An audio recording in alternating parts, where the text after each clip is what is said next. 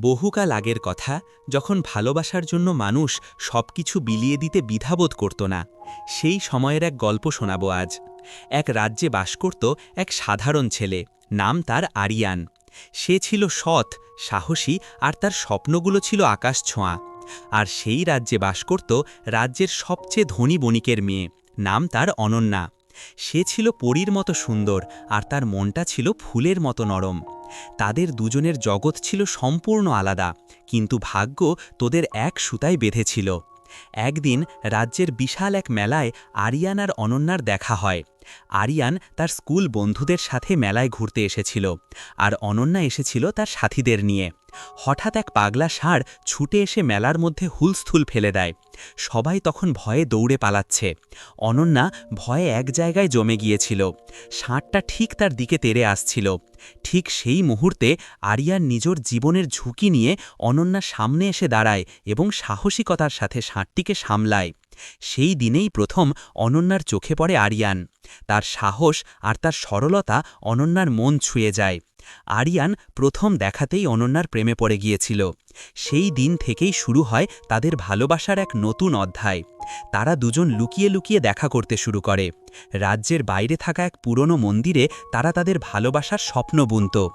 আরিয়ান অনন্যাকে তার সাধারণ জীবনের ছোট ছোট আনন্দের কথা বলতো, আর অনন্যা তাকে শোনাত রাজপ্রাসাদের ভেতরের বন্দি জীবনের গল্প।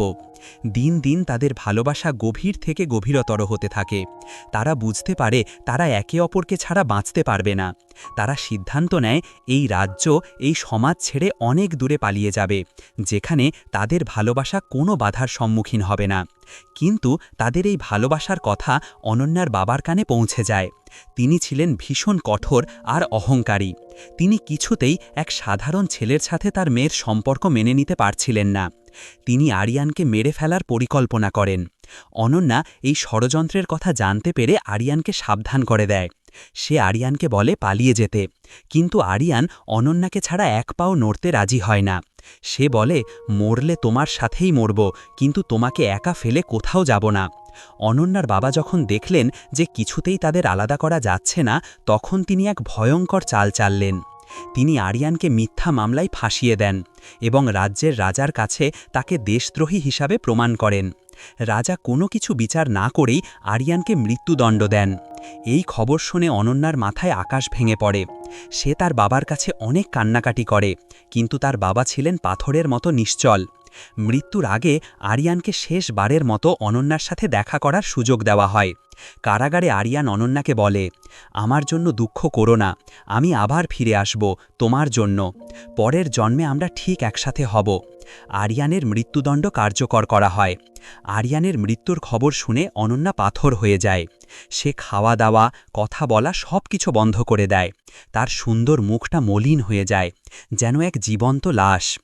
আরিয়ানকে ছাড়া এই পৃথিবীতে বেঁচে থাকা তার কাছে অর্থহীন মনে হচ্ছিল। একদিন রাতে যখন সবাই ঘুমিয়েছিল, অনন্যা প্রাসাদের সবচেয়ে উঁচু চূড়া থেকে ঝাঁপ দিয়ে নিজের জীবন শেষ করে দেয়। তার হাতে ছিল আরিয়ানের দেওয়া একটি শুকনো গোলাপ ফুল। দুইজন দুই জায়গায় মারা গেল, কিন্তু তাদের ভালোবাসা অমর হয়ে রইল। তাদের ভালোবাসার সাক্ষী হয়ে রইল সেই পুরনো মন্দির আর রাতের আকাশ।